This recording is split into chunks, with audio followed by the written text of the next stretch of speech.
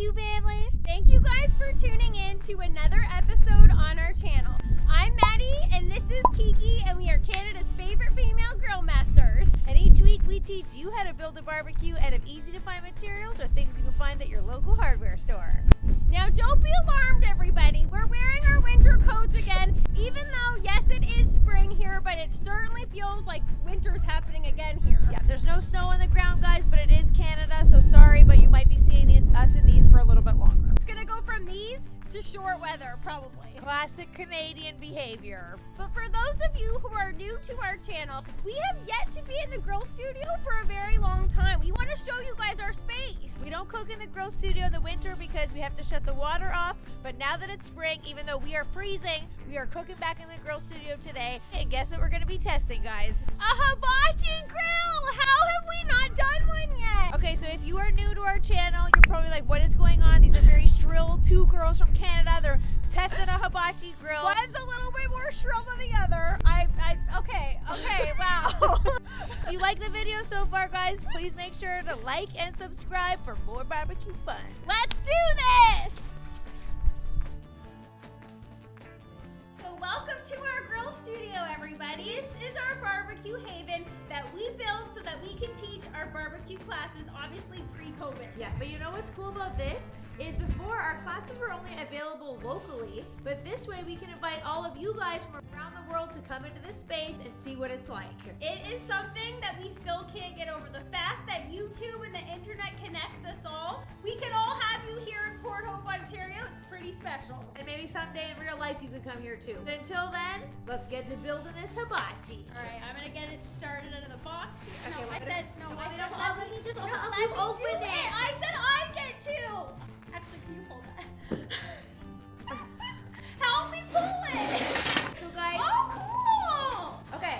Ooh. So we found this vintage hibachi online for only $20, guys. The person who had this in their possession obviously didn't know what they had on their hand. This thing is certainly worth more than $20.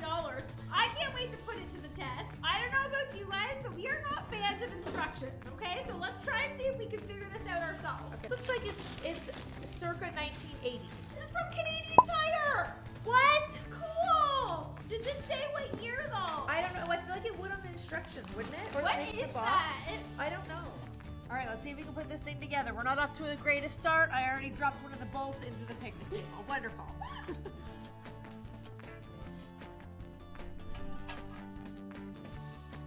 Our hibachi grill is put together, and I have to say I am very impressed with this little thing.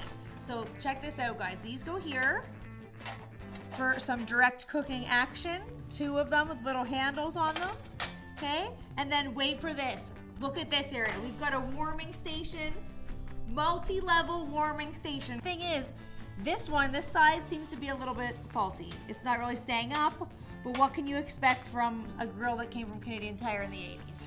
I think that's still pretty good.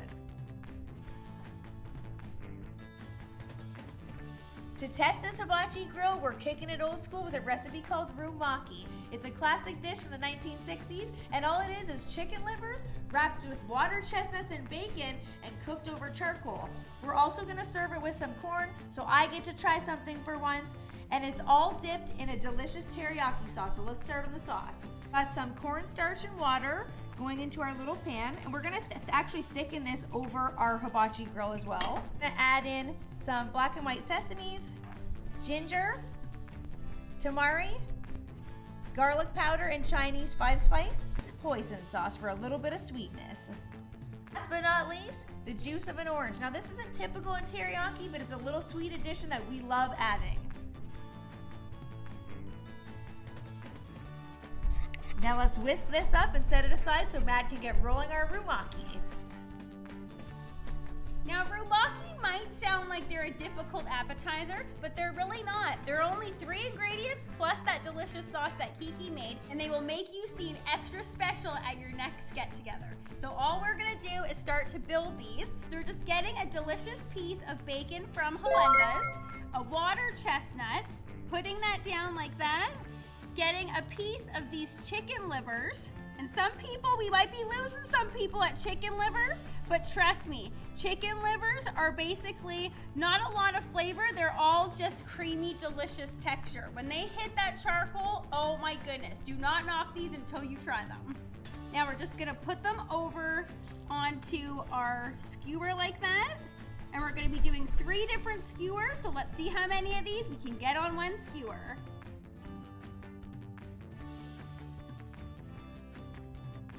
Slippery little suckers.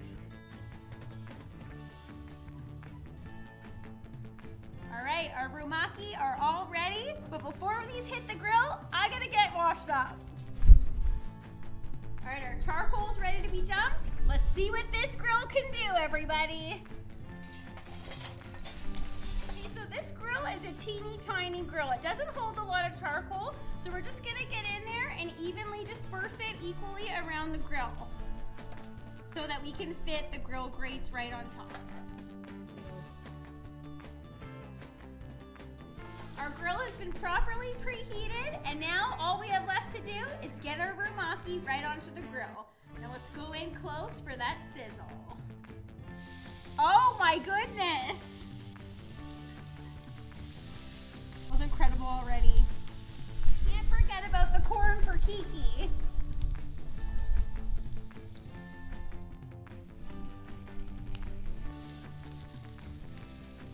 All right, let's see if these are ready to be flipped. Oh yeah, look at that. Brown color, looking good.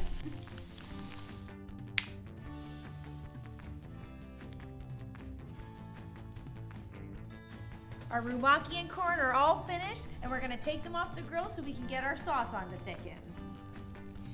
Oh yeah, these are smelling fantastic.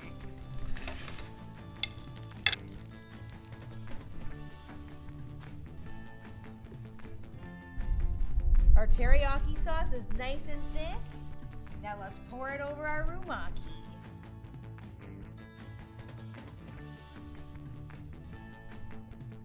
All right, can I just tell you guys how excited I am to try this corn? Charcoal grilled corn. Charcoal grilled corn, okay, that's hard to say. Charcoal grilled corn.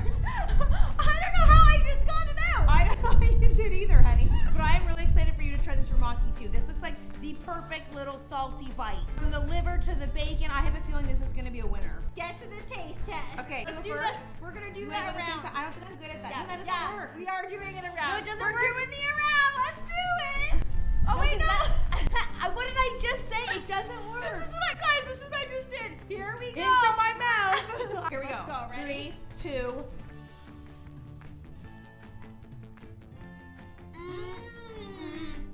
Juicy, super sweet. You got that nice crusty exterior. You cannot beat charcoal flavor on a cob of corn. And these little bundles of goodness, they're sweet, they're salty, there's tons of umami flavor, and that liver, it is like a little piece of velvety goodness in amongst the bacon, which is super crispy, and then that water chestnut. Basically, there's only one way to describe a water chestnut. What? Which is water-soaked nuts. Pretty much. Very interesting texture. It tastes so good! So does this. We're